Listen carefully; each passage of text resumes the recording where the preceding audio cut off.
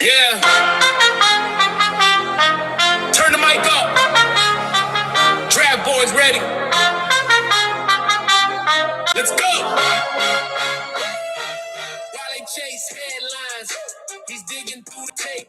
First string grind, every snap, every rep, everybody talking first round. Same names again. Danny in the shadows, finding value in the 10. Stopwatch ticking, notebooks full of ink. Missed by the cameras, but he sees what you think you didn't see. From small schools to backups with a chance. If there's a sleeper on the board, he already made the call in advance. Danny Savage, draft guru. Breaking down the board like a pro really do. Lay round legends, yeah, he's standing on the truth. Day 3, Danny turning pigs into proof. When the lights fade out and the crowd goes home, that's when the future gets quietly grown. 6th, 7th round, undrafted dreams. You're connecting all the dots in between the schemes. Traits of a hype, film over fame. If the league missed it, he's calling the name. Every year, gotta steal every class, got a few. When they go and show brand, Danny says, watch this dude. Danny Savage, draft guru. If it's sitting on the board, yeah, he's finding it too. From the war room to the launch crew. Day 3, Danny, yeah, the legends coming through. Yeah. This is Danny Savage, draft guru. Let's go. Let's get into it.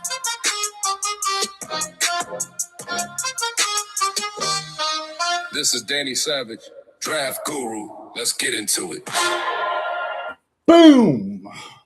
Greetings from YouTubeville. Once again, Danny Savage, draft guru. If you like the video, subscribe, give it a like, hit the hyper button. Also, don't forget to click on the notifications so you know when I go live. It's been a while.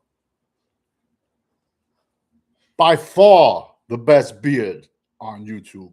Charlene Evans, boom. Thank you for jumping in the chat as always.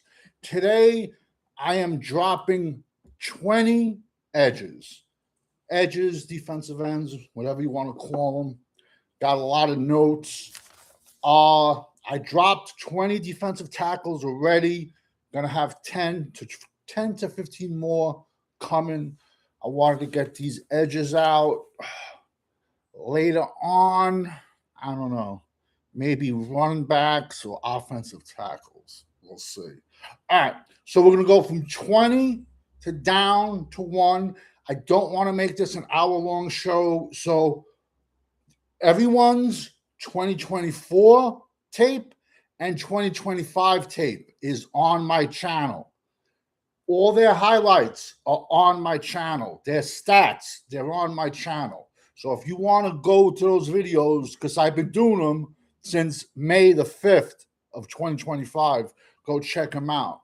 So I'm just going to be going down the list today. We got notes. So at 20, we're going to be talking about Indiana edge Mikai Lemon. 6'1", 260, much better run stuffer versus the run. Applies a lot of pressure to the quarterback. The sacks don't show it, but sacks are not everything.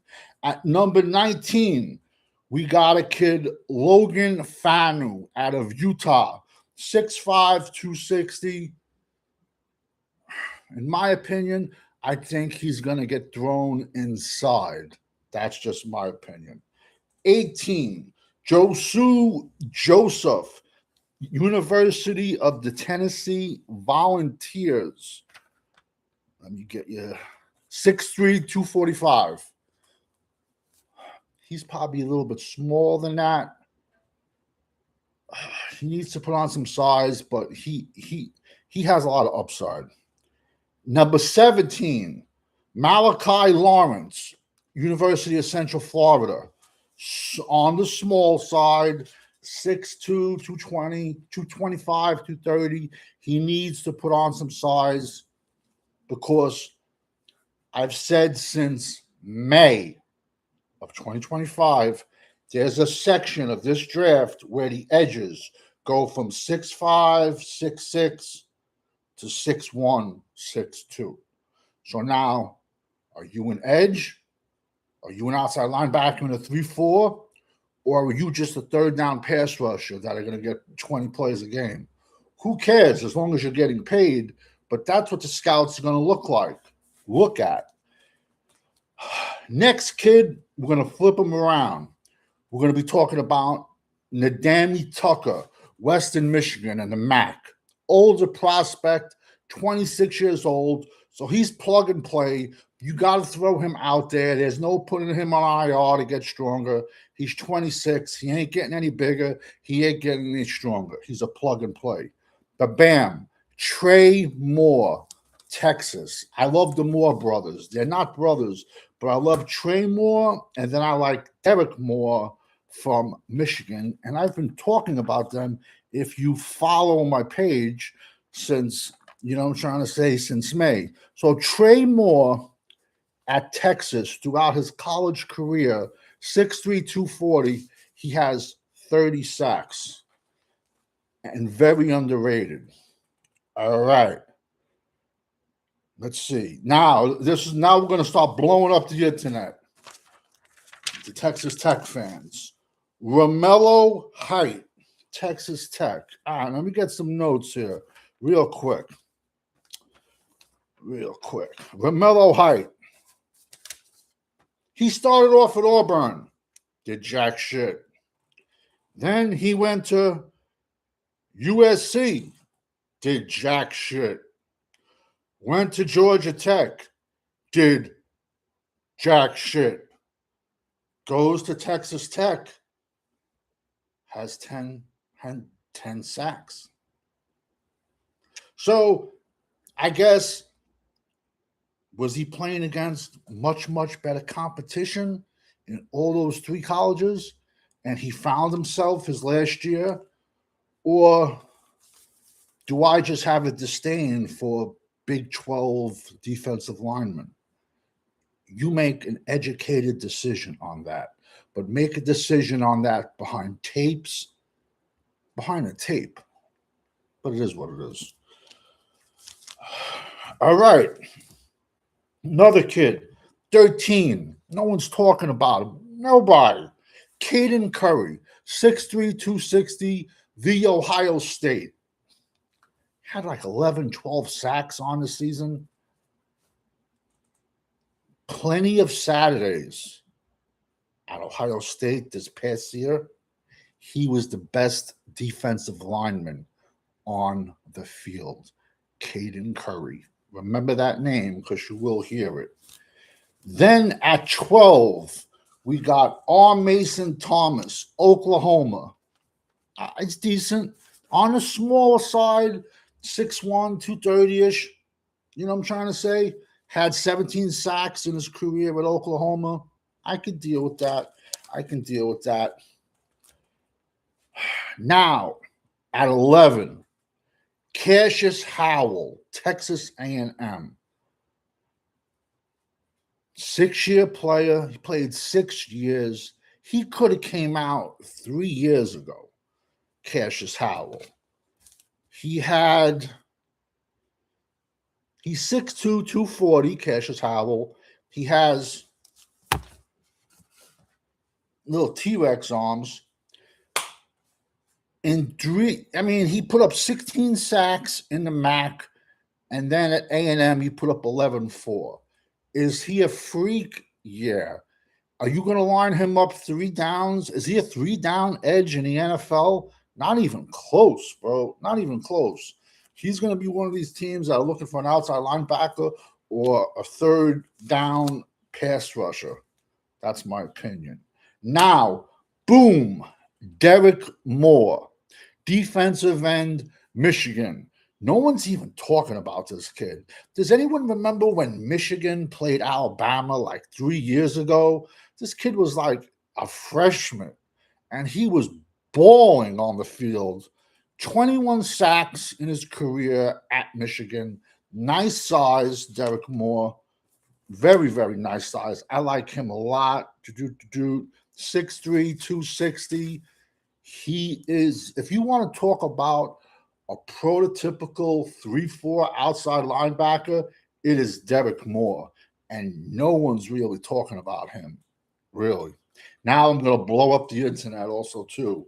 At number 9, Texas Tech's David Bailey. It's like, oh, my God. If every single person out there is blowing this kid up, blowing him up.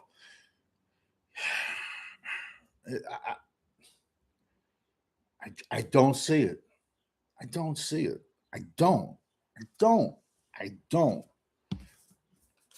Now I'm going to ask a simple question with David Bailey.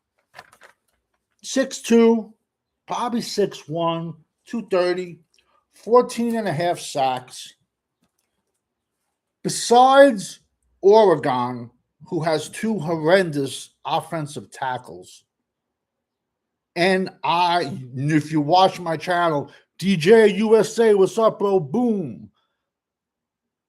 Thank you so much, bro. If you like my channel, subscribe, give it a like. Thank you so much for jumping in the chat. Like I said, getting back to David Bailey on the undersized, he's undersized, but besides Oregon, and if you follow my channel, everyone knows how I feel about Utah's 2 offensive tackles. Who did this kid go against that's going to be playing on Sundays? And if you they say history will repeat itself.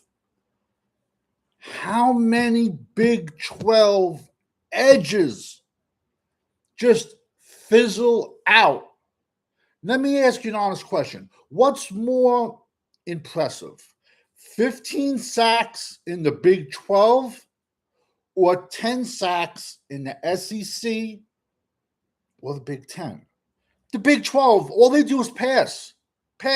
So, of course, you're going to have more attempts going to quarterbacks, man. I'm sorry. I don't see it. But listen, I play fair. So, at number 8, love this kid, Gabe Jacas, edge, Illinois, 6'3", 275. He's another prototypical 3-4. I've been watching him for years. 27 sacks.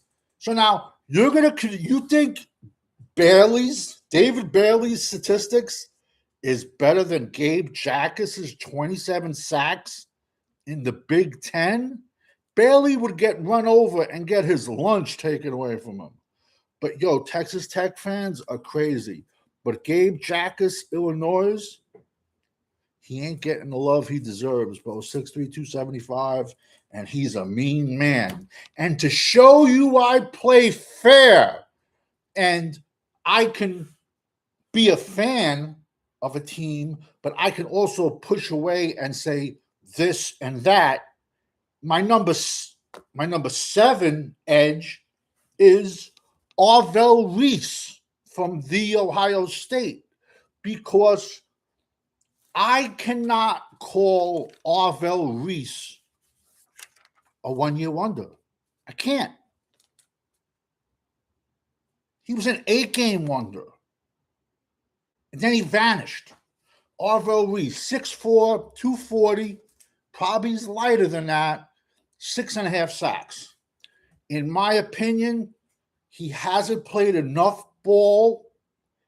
He's not big enough. He has been like Gumby. I'm showing my age, bro. He was made of clay and he was green. Gumby. But Arvell Reese's bend is ridiculous. And I just feel he would be a waste inside at linebacker. He doesn't have much experience at all. So, see ball, kill ball. Put him at edge and let him put on 20 pounds. That's my opinion on Arvell Reese. At 6, we got Vincent Anthony out of Duke. Vincent Anthony Jr. 6, let's see. Boom, boom, boom, boom. 6'6", 250. Had a 7-sack season at Duke. 15 sacks in his career. But what does he have? My picture. He has that prototypical 4-3 edge that some teams love. He's going to get drafted a lot higher than a lot of the names I mentioned. Boom, 5. And yet this kid, I put this kid out in the summer, number 5. And I said, he's going to have a coming out party. And he did. And that's Zion Young, edge, Missouri. 6'5", a shade under 6'5", 270. Had like a 7-sack season, good against the run, has that size. At 4, this kid's going to go higher than a lot of people are expecting. And that's Penn State's Dani Dennis-Sutton. 6'5", 260, put on weight after the season. And when Rich Franklin got fired, he didn't shut it down. He played every game. Him and Zane Durant, they even played the bowl game and had nothing to play for. But he was out there every single play. 6'5", 260, has, I believe, over 21 sacks in his 3 years at Penn State. In the Big Ten, no less. If anyone doesn't think Dani Dennis-Sutton is a top 5 edge, I can't help you. Now, 4. We're going to go with a lot of people's favorite. He's older, but he has a place in the NFL. And that's old man Akheem Mesidor. He was at West Virginia. Then he spent like 4 years at Miami. T-Rex arms. T-Rex arms. 35 career sacks, but it took him 6 years to get it. The older players, Akheem Mesidor, Nadami Tucker, I believe those players are much better for teams that are competing for a championship. You do not want to get those teams if you're rebuilding. Because, you're 25, 26. You're not going to put a kid, you ain't getting any bigger. You ain't getting any stronger. So you ain't going to hide these kids on IR. They have to be plug and play, the older players. Now, number 2. All right, listen, when you sit back and you look at somebody, you see what they do on the field, but then you also see and envision what they can be. So, number 2, we're going to be talking about Auburn's Keldrick Falk. He is 6'5", 290, and he cannot even buy a beer yet. He's 20 years old. Yet, we're ranking him up against 24, 25, 26-year-old players. He's 20 years old. He had a better 2024 than 2025 at Auburn, but Auburn was hot garbage both years in a row, and it's not like he had a great amount of talent around him to look good. Every single down he played, he was getting double teamed. Now, if you put him on a team with a bunch of the Michigans, the Penn States, the Ohio States, the Miamis, the Clemsons, the Alabamas, Georgias, he wouldn't be facing a double team every single play. So there are scouts that are going to be like, yo, this kid has a really bright future. In my opinion, I try him at edge. If it don't fly, I don't got a problem because he's 6'5", 290, and he's only 20. I can slide him inside and play him defensive tackle a la Chris Jones, Kansas City. Now, we're going to be talking about a kid that I've given him a lot of flack over the year, but he's another one. T-Rex arms, but he plays with a hard motor, and his name is We Give It Back to You, the people, Bain, Ruben Bain, edge the University of Miami. I do not do flashy comps at all. But when I watched him play, he reminded me of Brandon Graham. He's still playing, I think, with the Philadelphia Eagles. He played about a decade where he lines up crazy wide and he gets into that 4-point track stance. But now Ruben Bain is also 270 pounds. So he's not going to be a liability versus the run. That's what you have to people do. That's what blows my mind with edges is the average fan, the average carpenter, the average plumber, the average wrestler, the average looks. All they do is look at the sack number. What good is the guy getting you 10 sacks if he gets blown out every single play versus the run? Then that guy is simply a third down pass rusher. But we live in such a stat. Everything is fantasy football. Everything is stats. There's fantasy football, IDPs, individual defensive players, which I played for 20 plus years. Sack is 4 points. A tackle is 1. But how many times have I mentioned, are all tackles the same? No. Because if I get you as a stalemate, or if I get you for a 2-yard loss, should that count the same as a tackle for a 15-yard gain? Common sense, people. Let me just get back into the chat. DJ USA, boom. Thank you. Matt Patricia coached those Ohio State boys well. Yeah, they did, man. And listen, plenty of weekends. Caden Curry was the best defensive lineman on that field. Non-stop motor. Pittsburgh, New England, the Giants, the Lions, certain type of players, certain type of coaches are going to value that kid's. He's a dog, bro, and he's 6'3", 260, and he's a beast versus the run. Charlene Evans, Gumby, yeah, the little ball Clay. But yo, I just think Arvell Reese's bend, and he had 1 year of playing time at Ohio State, and then he vanished. He vanished like Kazoo. I'm showing my age from the Flintstones after like 8 games. My opinion,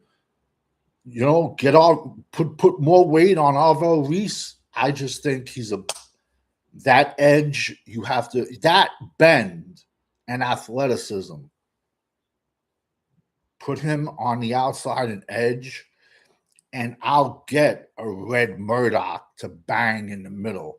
I'll get a Jack Kelly from BYU to bang in the middle.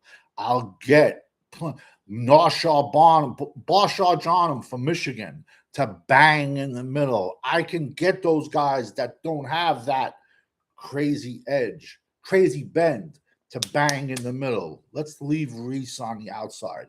That's just what I would do. It means nothing, but we all know, and I think we can all agree, the NFL, half of the teams can't draft, and then probably 20%, 20 out of the 32 teams, they can't develop, and they ruin players.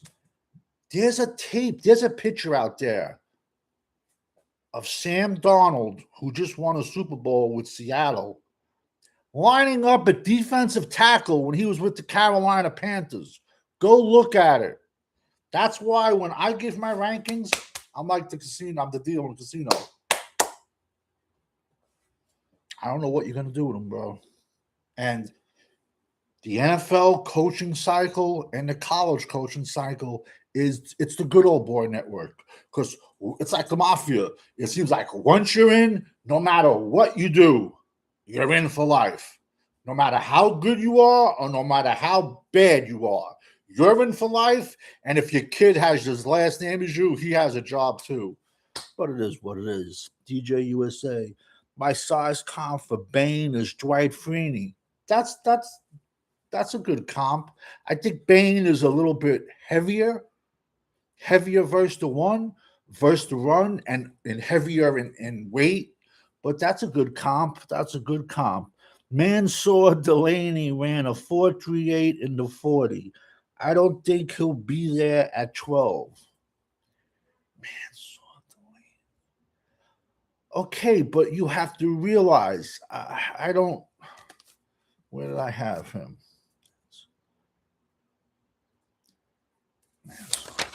Where did I don't even know where I have him. Okay, but now Mansour okay. Well, I gotta see where the hell I have him. Mansour Delaney, Cashius. I mentioned Howell, mentioned Delaney. I don't know where I have him. But now, when he ran that 4.38.40, was that at the combine or was that at his pro day, Charlene? Because I'm not even 100% sure. Mansour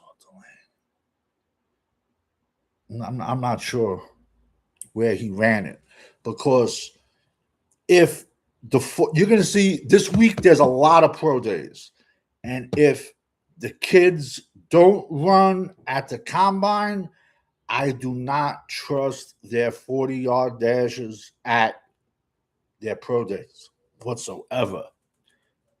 Pons is the number one cornerback in this draft. I love that kid. He's scrappy, bro. Definitely scrappy. If he had about 2 to 3 more inches, he definitely would be in the first round. But you see, I'm the type of person, I draft football players, not workout warriors. But he'll be a lot higher on my draft, my board, than, and I don't even do a board. Anyone could put up 100, 200, 300 people. It's not hard. Rank people. So, and speed is not everything off the edge, because if that was the case, we would put wide receivers at edge, because you could be running a 4.2, but what are you going to do when that 6'6", 340-pound man, offensive tackle, locks his arms on you? As I was told in a period of my life, you got to have a plan A, you got to have a plan B, and even sometimes you got to have a plan C. You can't be a one-trick pony. You got to try to set guys up. You do got to have a speed rush. You do got to have a power rush, but you got to have a trio in your bag and realize what you're doing it. So now you get that offensive tackle thinking, all right, is he going to try to go on my outside? Is he going to try to come straight up the middle? Is he going to try to rip and go inside? It's a game. It's a chess game. So listen, it is what it is. This is my 20 edges, and there's going to be a couple of these kids that are going to be outside linebackers in 3-4. I don't want this video to run any longer than it has. Charlene Evans, thank you for jumping in the chat. DJ USA, thank you for jumping in the chat. Just I'm gonna now. This is not the end. I'm gonna have about 10 more edges, 10 to 15 more edges coming out, and another 15 defensive tackles, and then we're probably going to go into the offensive line, because we all know when you're rocking with the GWO, it's for life. Over and out. Peace. Thank you for jumping in the chat, everyone.